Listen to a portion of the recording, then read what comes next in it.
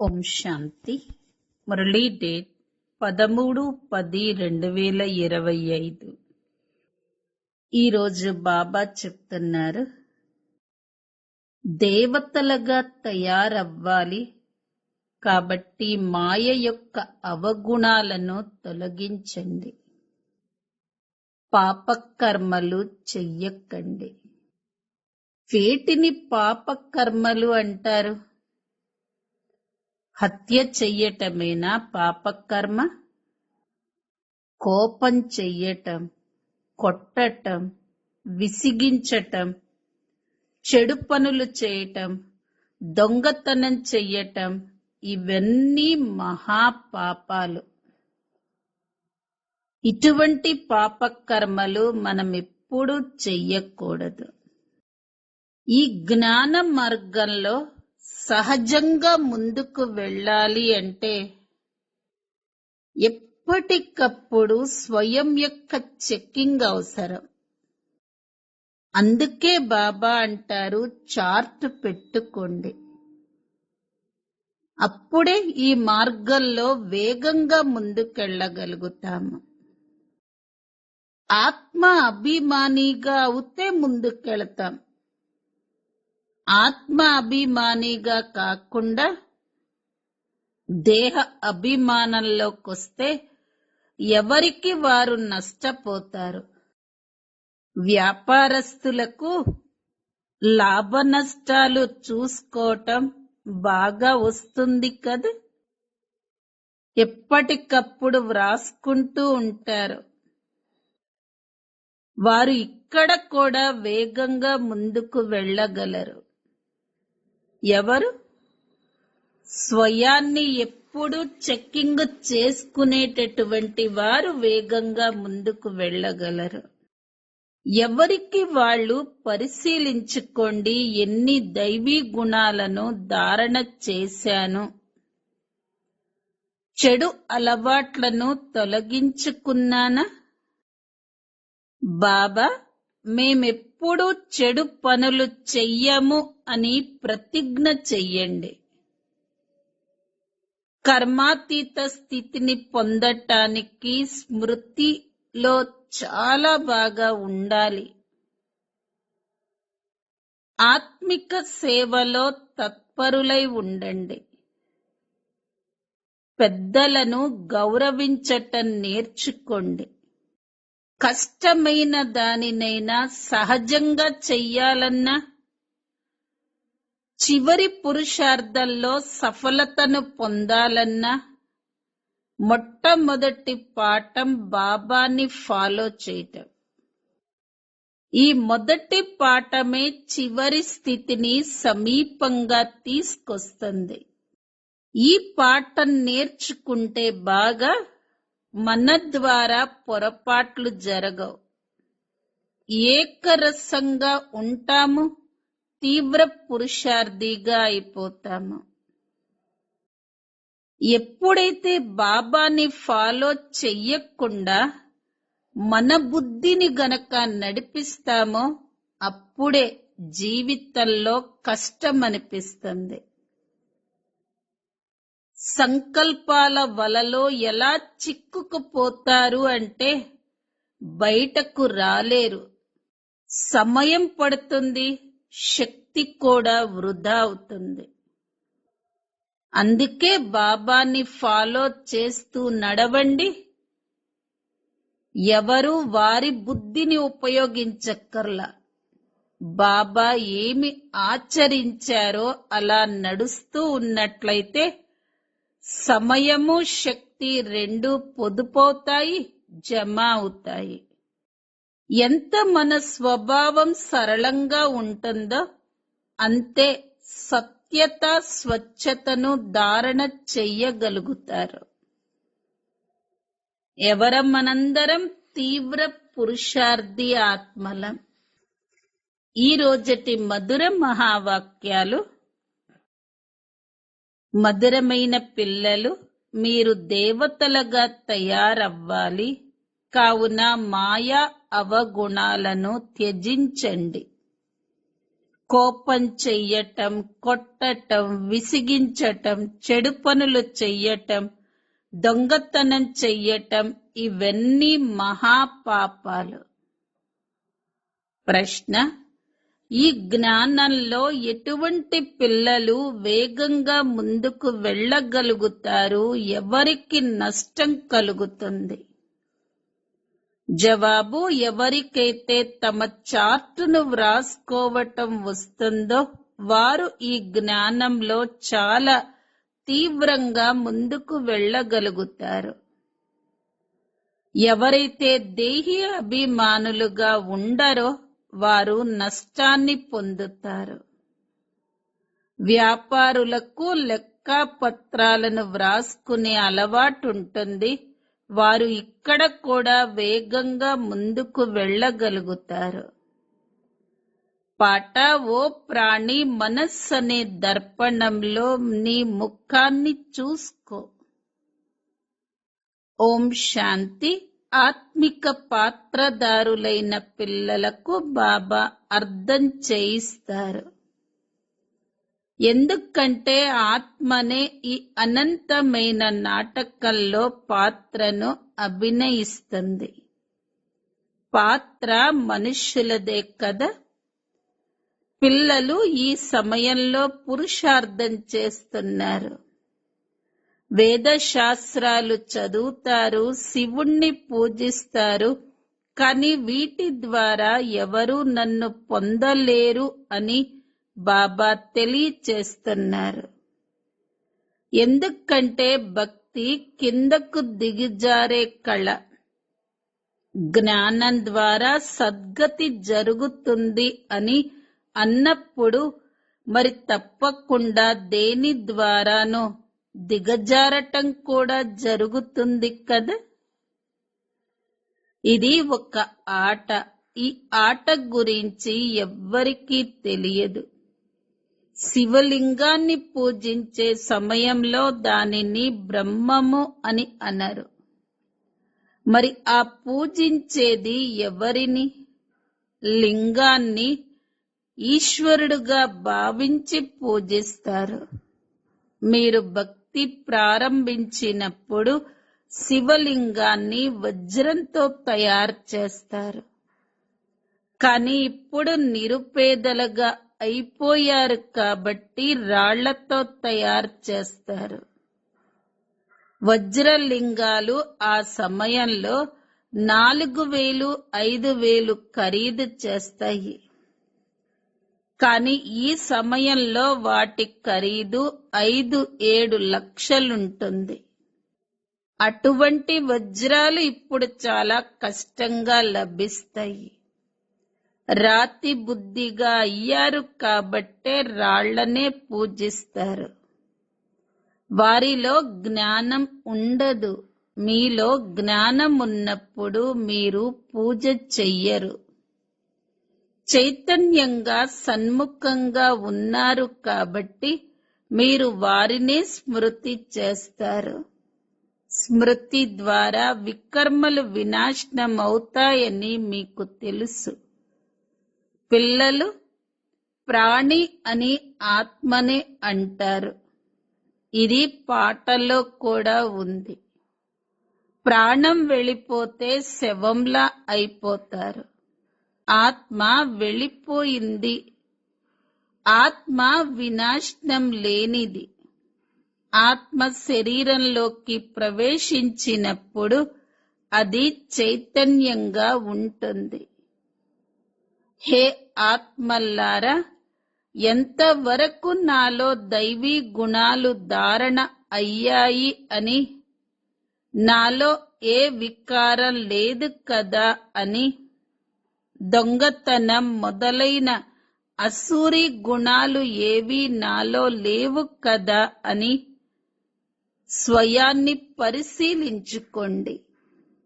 అసూరి కర్తవ్యాలు చెయ్యటం వల్ల కింద పడిపోతారు.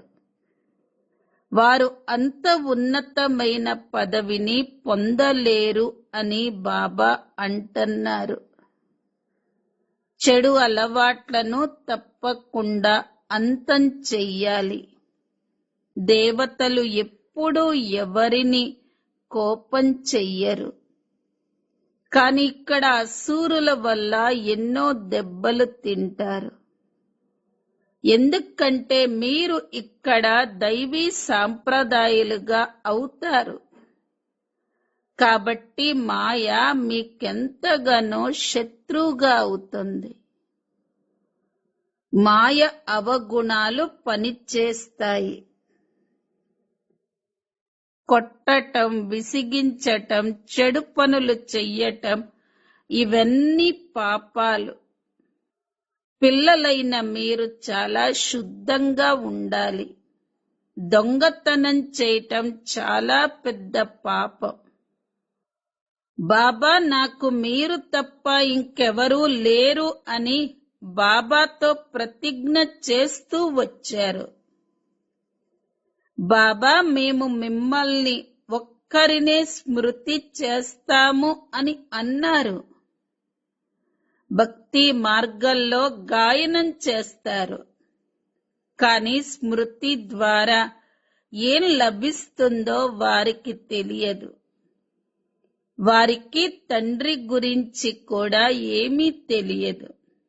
ఒకవైపు నామరూపాల కతితుడు అని అంటారు, ఇంకొక వైపు లింగాన్ని చూపిస్తారు. మీరు బాగా అర్థం చేసుకొని ఇతరులకు కూడా అర్థం చేయించాలి. మహానాత్మ అని ఎవరిని అనాలో కూడా మీరు ఆలోచించండి అని బాబా అంటారు. చిన్న పిల్లవాడైన స్వర్గానికి యువరాజైన శ్రీకృష్ణుడు మహాత్ముడా? లెక్క ఈ రోజులలోని కలియుగ మనుష్యులు మహాత్మల? అతను వికారాల ద్వారా జన్మించాడు కదా. శ్రీకృష్ణుడు వికారాల ద్వారా జన్మించడు. అది నిర్వికారి ప్రపంచం, ఇది వికారి ప్రపంచం.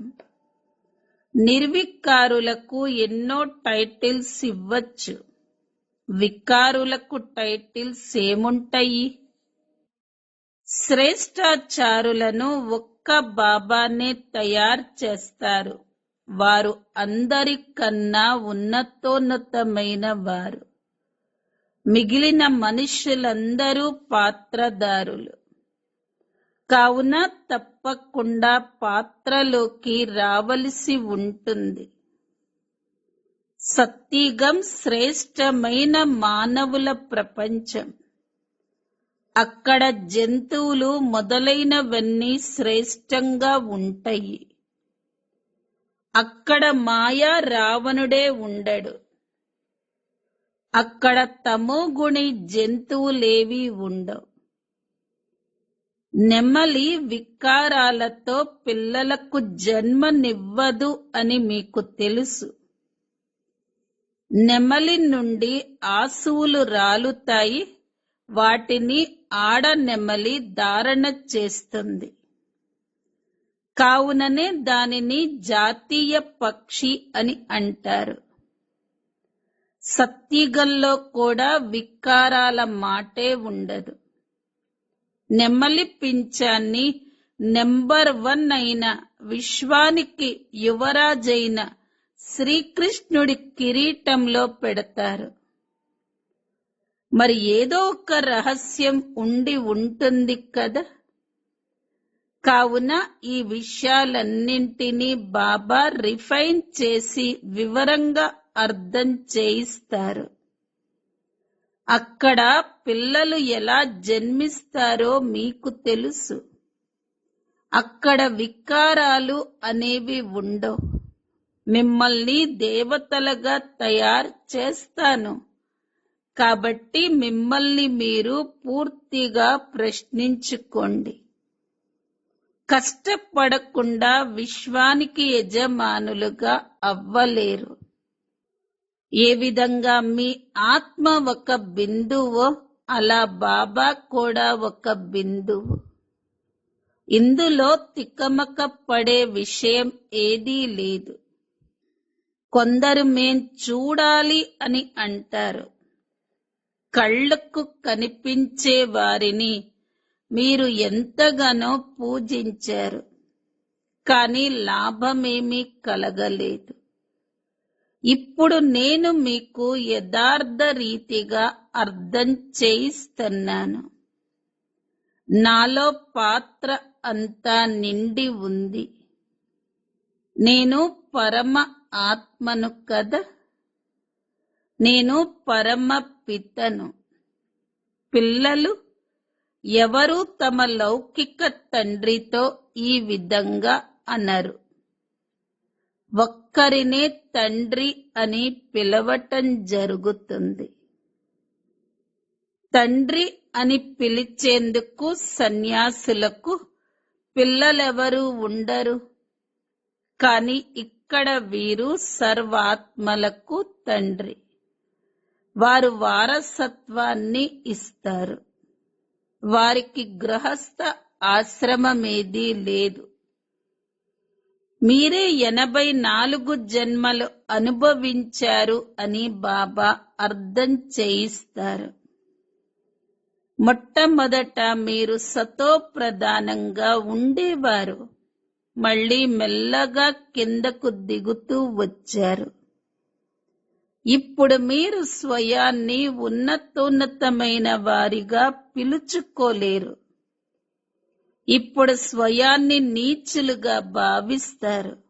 నా ద్వారా వికారాలేవి ఉత్పన్నమవ్వటం లేదు కదా అని మీలో మీరే పరిశీలించుకోండి అని బాబా మళ్ళీ మళ్ళీ ఈ ముఖ్యమైన విషయాన్ని అర్థం చేయిస్తూ ఉంటారు.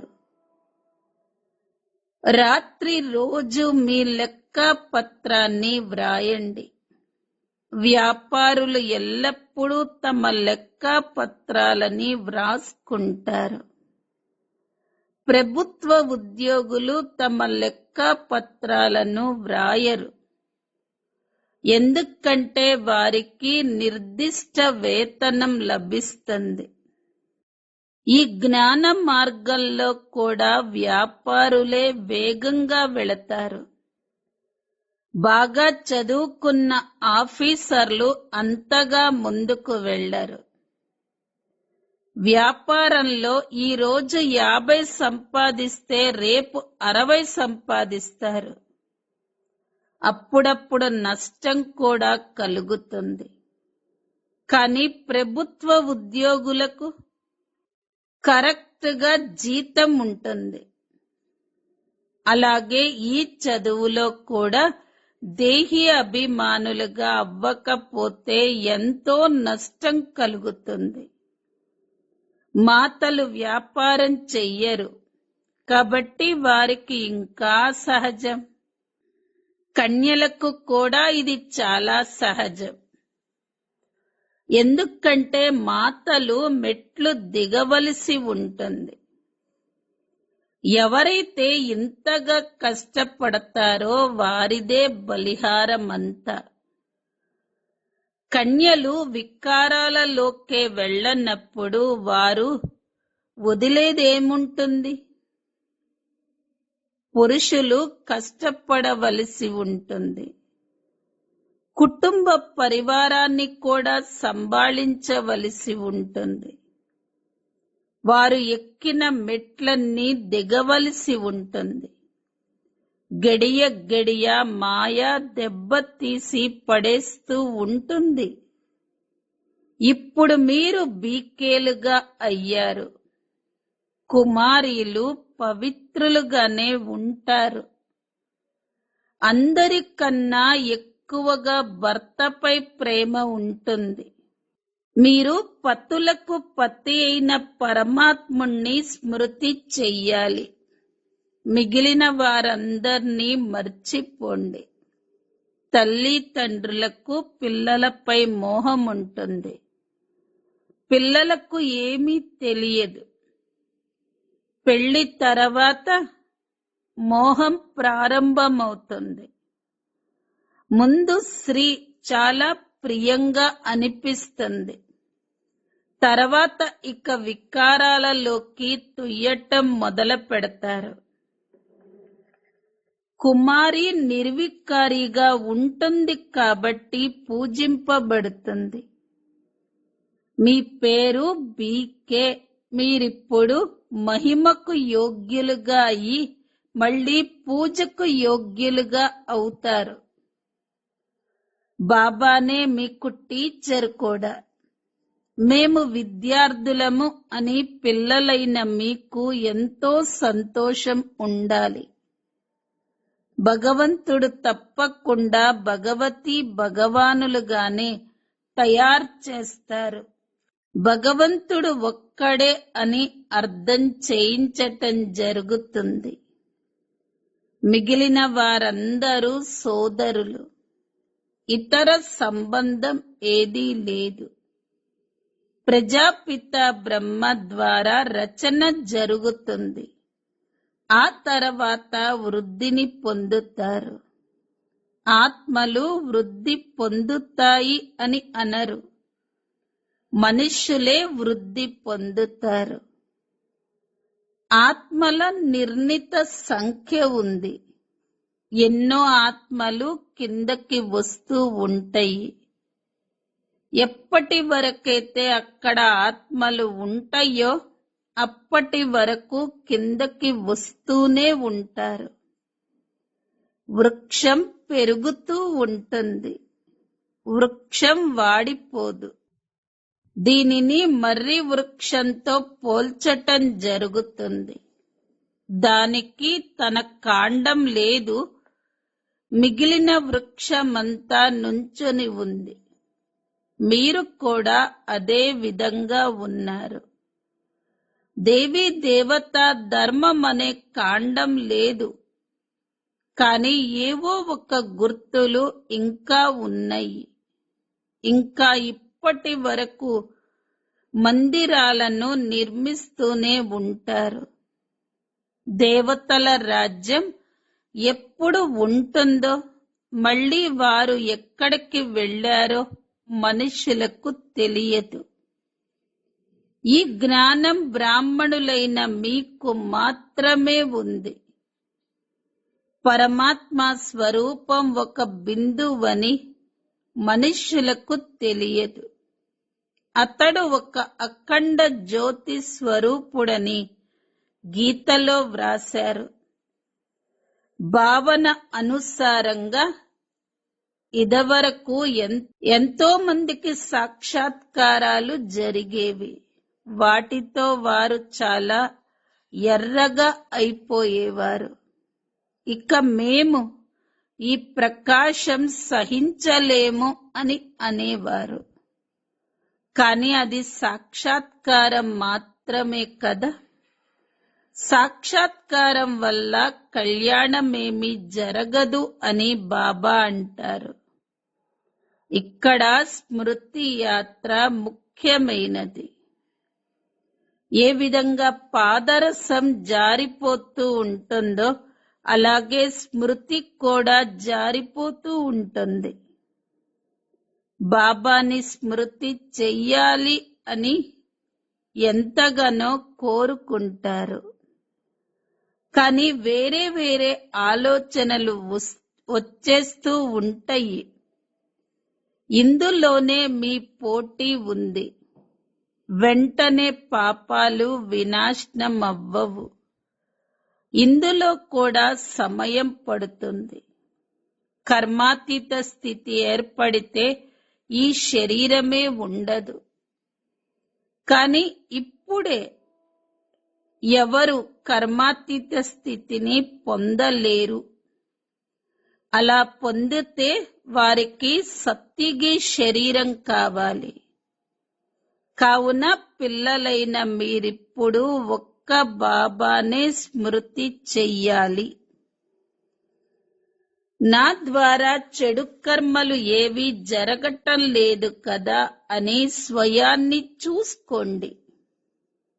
లెక్కాచారం తప్పకుండా వ్రాయాలి.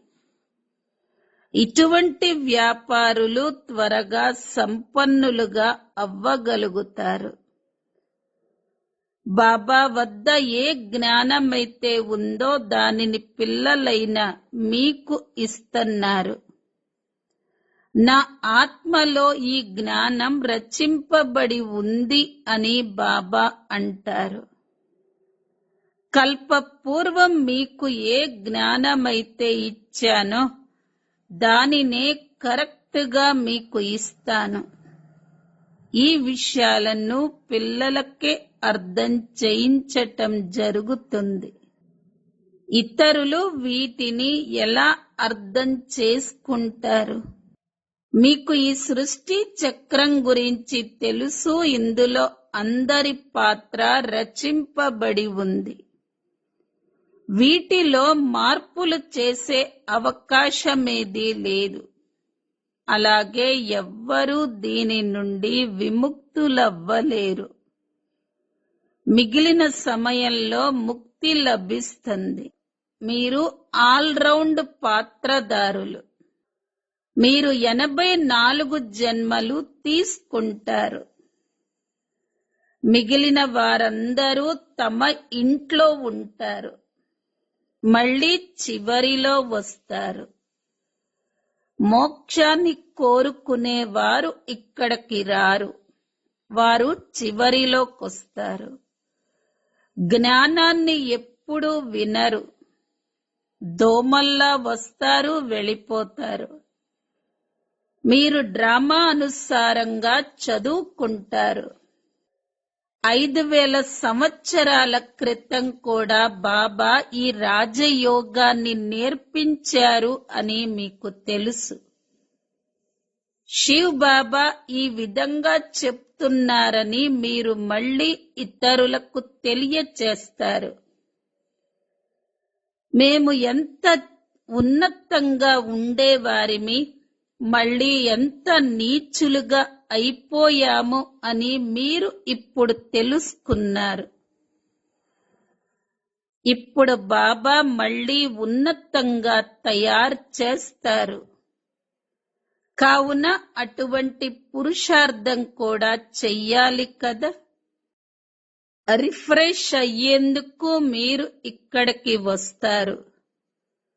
దీని పేరే మధువనం. మీ కలకత్తా లేక బాంబేలో బాబా మురళి వినిపించరు. మధుబన్లోనే బాబా మురళిని వినిపిస్తారు.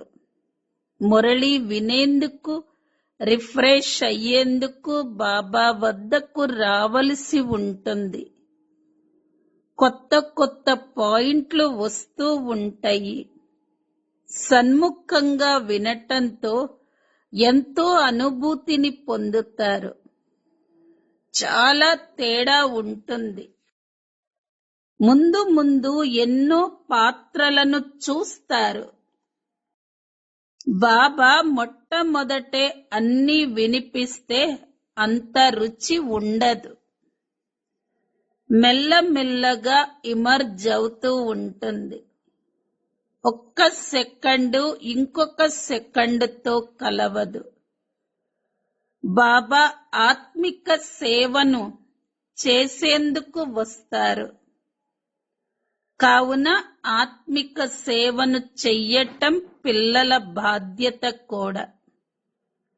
కనీసం తక్కువలో తక్కువ బాబాని స్మృతి చెయ్యండి మరియు పవిత్రంగా అవ్వండి అని చెప్పండి. పవిత్రతలోనే ఫెయిల్ అవుతారు. ఎందుకంటే స్మృతి చెయ్యరు. పిల్లలైన మీకు ఎంతో సంతోషం ఉండాలి. ఏ అనంతమైన తండ్రి గురించైతే ఎవ్వరికీ తెలియదో ఆ తండ్రి ముందు ఇప్పుడు మేము కూర్చున్నాము. ఆ శివ్ బాబానే జ్ఞాన సాగరుడు. దేహదారులపైన బుద్ధిని తొలగించండి. ఇతడు శివ్ బాబా రథం. ఇతడిని గౌరవించకపోతే ధర్మరాజు ద్వారా ఎన్నో శిక్షలు పొందవలసి ఉంటుంది. పెద్దలను గౌరవించాలి కదా. ఆది దేవుడిని ఎంతగా గౌరవిస్తారు. జడ చిత్రాన్ని అంతగా గౌరవించినప్పుడు మరి చైతన్యంగా ఉన్న వారిని ఎంతగా గౌరవించాలి. అచ్చ మధురాతి మధురమైన ఆత్మిక పిల్లలకు మాతా పితా బాప్ దాదాల ప్రియ స్మృతులు మరియు గుడ్ మార్నింగ్.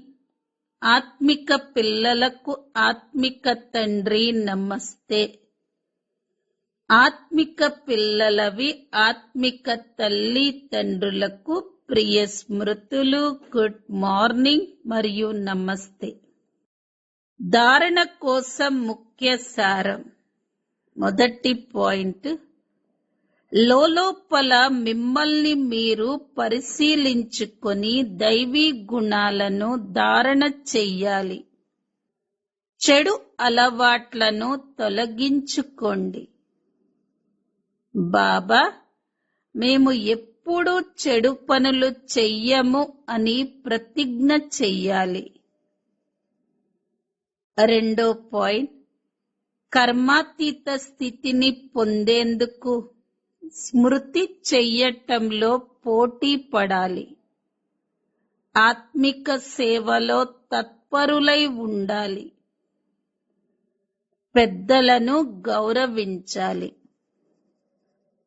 వరదానం, బాబాను అనుసరించే పాఠం ద్వారా కష్టమైన దానిని సహజతరంగా చేసే తీవ్ర పురుషార్థి భవ.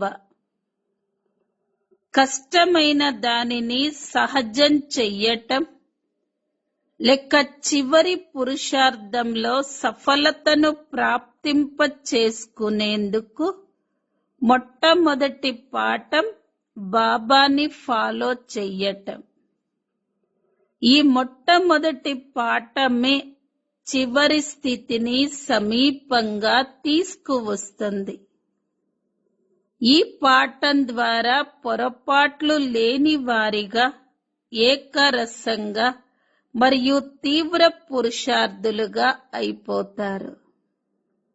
ఎందుకంటే ఎప్పుడైతే అనుసరించేందుకు బదులు మీ బుద్ధిని నడిపిస్తారో అప్పుడే కష్టమనిపిస్తుంది. దీని ద్వారా తమ సంకల్పాల వలయంలో తామే చిక్కుకుపోతారు. ఆపై సమయం పడుతుంది మరియు శక్తి కూడా అవసరమవుతుంది. అనుసరిస్తూ ఉన్నట్లయితే సమయము మరియు శక్తి రెండూ పొదుపవుతాయి, జమ అవుతాయి. స్లోగన్, సత్యత మరియు స్వచ్ఛతను ధారణ చేసేందుకు మీ స్వభావాన్ని సరళంగా చేసుకోండి. అవ్యక్త ప్రేరణ పాయింట్, స్వయం కోసం మరియు సర్వుల కోసం మనస్సు ద్వారా యోగ శక్తులను ప్రయోగించండి.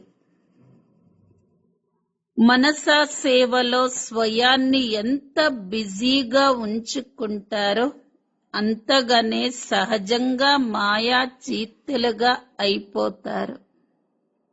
స్వయం కోసం కేవలం భావుకులుగా అవ్వకండి, కానీ ఇతరులను కూడా శుభ భావన మరియు శుభ కామనల ద్వారా పరివర్తన చేసే సేవ చెయ్యండి.